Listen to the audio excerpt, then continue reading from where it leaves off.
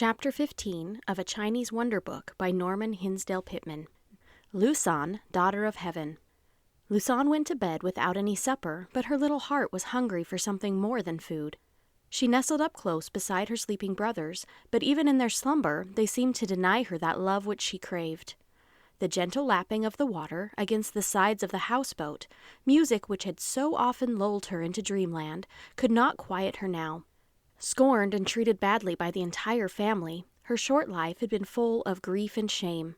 Lusan's father was a fisherman. His life had been one long fight against poverty. He was ignorant and wicked. He had no more feeling of love for his wife and 5 children than for the street dogs of his native city. Over and over he had threatened to drown them one and all, and had been prevented from doing so only by fear of the new mandarin.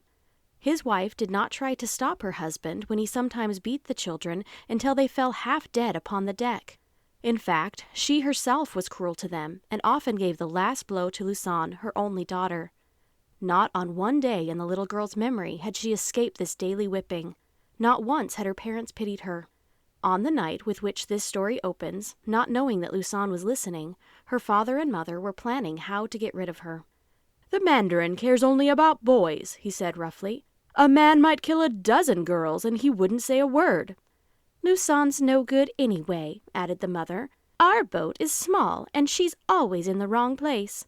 "Yes, and it takes as much to feed her as if she were a boy. If you say so, I'll do it this very night." "All right," she answered, "but you'd better wait until the moon is set." "Very well, wife. We'll let the moon go down first, and then the girl." No wonder Lusan's little heart beat fast with terror, for there could be no doubt as to the meaning of her parents' words. At last, when she heard them snoring and knew they were both sound asleep, she got up silently, dressed herself, and climbed the ladder leading to the deck. Only one thought was in her heart: to save herself by instant flight. There were no extra clothes, not a bite of food to take with her. Besides the rags on her back, there was only one thing she could call her own: a tiny soapstone image of the goddess Kuan Yin, which she had found one day while walking in the sand. This was the only treasure and plaything of her childhood, and if she had not watched carefully, her mother would have taken even this away from her. Oh, how she had nursed this idol, and how closely she had listened to the stories an old priest had told about Kuan Yin, the goddess of mercy, the best friend of women and children, to whom they might always pray in time of trouble. It was very dark when Lusan raised the trap door leading to the outer air and looked out into the night. The moon had just gone down, and frogs were croaking along the shore. Slowly and carefully she pushed against the door, for she was afraid that the wind coming in suddenly might awaken the sleepers, or worse still, cause her to let the trap door fall with a bang. At last, however, she stood on the deck, alone and ready to go out into the big world. As she stepped to the side of the boat, the black water did not make her afraid, and she went ashore without the slightest tremble. Now she ran quickly along the bank, shrinking back into the shadows whenever she heard the noise of footsteps, and thus hiding from the passers-by. Only once did her heart quake, full of fear. A huge boat dog ran out at her, barking furiously. The snarling beast, however, was not dangerous, and when he saw this trembling girl of 10, he sniffed in disgust at having noticed anyone so small and returned to watch his gait. Lusan had made no plans. She thought that if she could escape the death her parents had talked about, they would be delighted at her leaving them and would not look for her. It was not, then, her own people that she feared as she passed the rows of dark houses lining the shore. She had often heard her father tell of the dreadful deeds done in many of these houseboats. The darkest memory of her childhood was the night when he had almost decided to sell her as a slave to the owner of a boat like these she was now passing. Her mother had suggested that they should wait until Lusan was a little older, for she would then be worth more money. So her father had not sold her. Lately, perhaps, he had tried and failed. That was why she hated the river dwellers and was eager to get past their houses. On and on she sped as fast as her little legs could carry her. She would flee far away from the dark water, for she loved the bright sunshine and the land. As Lusan ran past the last houseboat, she breathed a sigh of relief, and a minute later fell in a little heap upon the sand. Not until now had she noticed how lonely it was. Over there was the great city with its thousands of sleepers. Not one of them was her friend. She knew nothing of friendship, for she had had no playmates. Beyond lay the open fields, the sleeping villages, the unknown world. Ah, how tired she was, how far she had run. Soon, holding the precious image tightly in her little hand and whispering a childish prayer to Kuan Yin, she fell asleep. When Lusan awoke, a cold chill ran through her body, for bending over her stood a strange person. Soon she saw to her wonder that it was a woman dressed in beautiful clothes like those worn by a princess. The child had never seen such perfect features and so fair a face. At first, conscious of her own filthy rags, she shrank back fearfully, wondering what would happen if this beautiful being should chance to touch her and thus soil those slender white fingers. As the child lay there trembling on the ground, she felt as if she would like to spring into the fairy creature's arms and beg for mercy. Only the fear that the lovely one would vanish kept her from so doing. Finally, unable to hold back any longer, the little girl, bending forward, stretched out her hand to the woman, saying, "Oh, you are so beautiful! Take this, for it must be you who lost it in the sand." The princess took the soap-sewn figure, eyed it curiously, and then with a start of surprise said, "And do you know, my little creature, to whom you are thus giving your treasure?" "No," answered the child simply, "but it is the only thing I have in the world, and you are so lovely that I know it belongs to you. I found it on the river bank." Then a strange thing happened. The graceful, queenly woman bent over and held out her arms to the ragged, dirty child. With a cry of joy, the little one sprang forward. She had found the love for which she had been looking so long. "My precious child, this stone which you have kept so lovingly, and which without a thought of self you have given to me, do you know of whom it is the image?" "Yes," answered Lusan, the color coming to her cheeks again as she snuggled up contentedly in her new friend's warm embrace. "It is the dear goddess Kuan Yin, she who makes the children happy." "And has this gracious goddess brought sunshine into your life, my pretty?" said the other, a slight flush covering her fair cheeks at the poor child's innocent words. "Oh, yes, indeed. If it had not been for her, I should not have escaped tonight. My father would have killed me, but the good Lady of Heaven listened to my prayer and bade me stay awake. She told me to wait until he was sleeping, then to arise and leave the houseboat." "And where are you going, Lusan, now that you have left your father? Are you not afraid to be alone here at night on the bank of this great river?" "No, oh no, for the Blessed Mother will shield me. She has heard my prayers, and I know she will show me where to go." The lady clasped Lusan more tightly, and something glistened in her radiant eye. A teardrop rolled down her cheek and fell upon the child's head. But Lusan did not see it, for she had fallen fast asleep in her protector's arms. When Lusan awoke, she was lying all alone in her bed in the houseboat. But strange to say, she was not frightened at finding herself once more near her parents. A ray of sunlight came in, lighting upon the child's face and telling her that a new day had dawned. At last she heard the sound of low voices, but she did not know who were the speakers. Then, as the tones grew louder, she knew that her parents were talking. Their speech, however, seemed to be less harsh than usual, as if they were near the bed of some sleeper whom they did not wish to wake. "Why," said her father, "when I bent over to lift her from the bed, there was a strange light about her face. I touched her on the arm, and at once my hand hung limp as if it had been shot. Then I heard a voice whispering in my ears, 'What, would you lay your wicked hands on one who made the tears of Kuan Yin flow? Do you know that when she cries, the gods themselves are weeping?'" "I, too, heard that voice," said the mother, her voice trembling. "I heard it, and it seemed as if 100 wicked imps pricked me with spears, at every prick repeating these terrible words, 'And would you kill a daughter of the gods?' It is strange," he added, "to think how we had begun to hate this child, when all the time she belonged to another world than ours. How wicked we must be, since we could not see her goodness.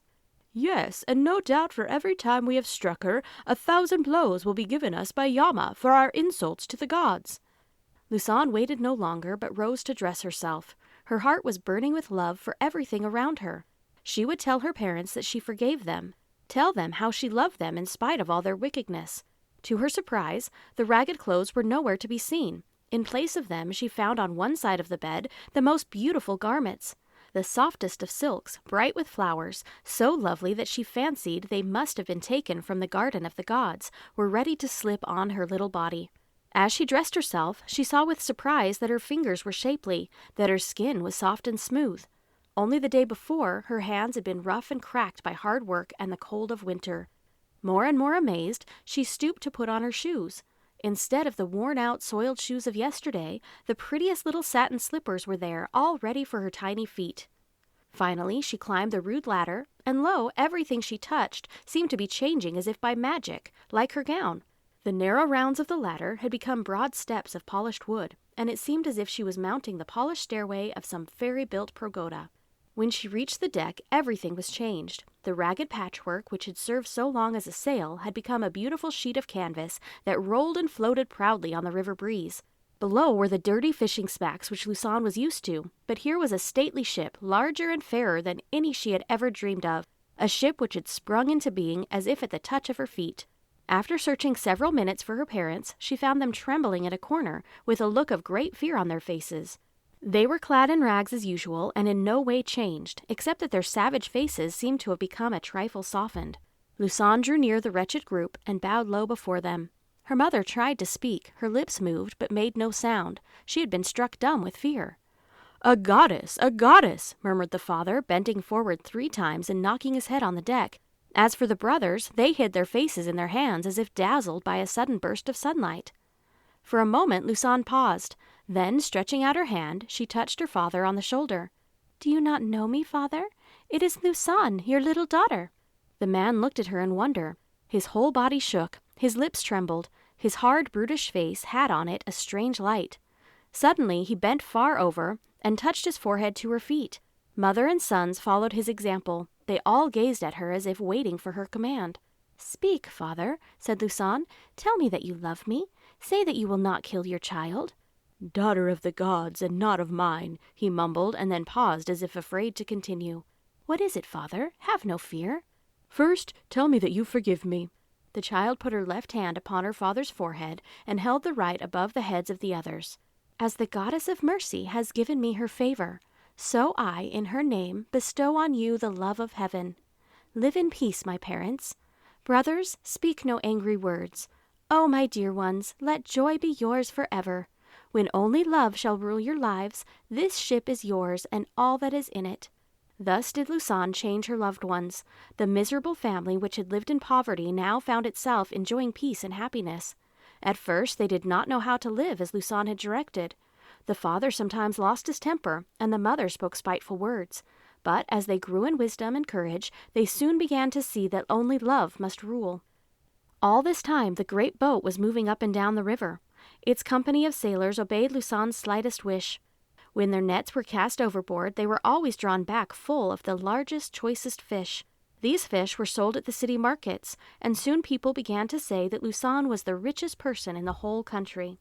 One beautiful day, during the 2nd moon, the family had just returned from the temple. It was Kuan Yin's birthday, and led by Lucerne, they had gone gladly to do the goddess honor. They had just mounted to the vessel's deck when Lucerne's father, who had been looking off towards the west, suddenly called the family to his side. "See," he exclaimed, "what kind of bird is that yonder in the sky?" As they looked, they saw that the strange object was coming nearer and nearer, and directly towards the ship. Every one was excited except Lucerne. She was calm, as if waiting for something she had long expected. "It is a flight of doves," cried the father in astonishment, "and they seem to be drawing something through the air." At last, as the birds flew right over the vessel, the surprised onlookers saw that floating beneath their wings was a wonderful chair, all white and gold, more dazzling even than the one they had dreamed the emperor himself sat in on the dragon throne. Around each snow-white neck was fastened a long streamer of pure gold, and these silken ribbons were tied to the chair in such a manner as to hold it floating wherever its light-winged coursers chose to fly. Down, down over the magic vessel came the empty chair, and as it descended, a shower of pure white lilies fell about the feet of Lucerne, until she, the queen of all the flowers, was almost buried. The doves hovered above her head for an instant, and then gently lowered their burden until it was just in front of her. With a farewell wave to her father and mother, Lucerne stepped into the fairy car. As the birds began to rise, a voice from the clouds spoke in tones of softest music. "Thus Kuan Yin, mother of mercies, rewards Lucerne, daughter of the earth. Out of the dust spring the flowers, out of the soil comes goodness. Lucerne, that tear which you drew from Kuan Yin's eye fell upon the dry ground and softened it. It touched the hearts of those who loved you not. Daughter of earth no longer, rise into the western heaven, there to take your place among the fairies, there to be a star within the azure realms above. As Lusan's doves disappeared in the distant skies, a rosy light surrounded her flying car. It seemed to those who gazed in wonder that heaven's gates were opening to receive her. At last, when she was gone beyond their sight, suddenly it grew dark upon the earth, and the eyes of all that looked were wet with tears. End of chapter 15.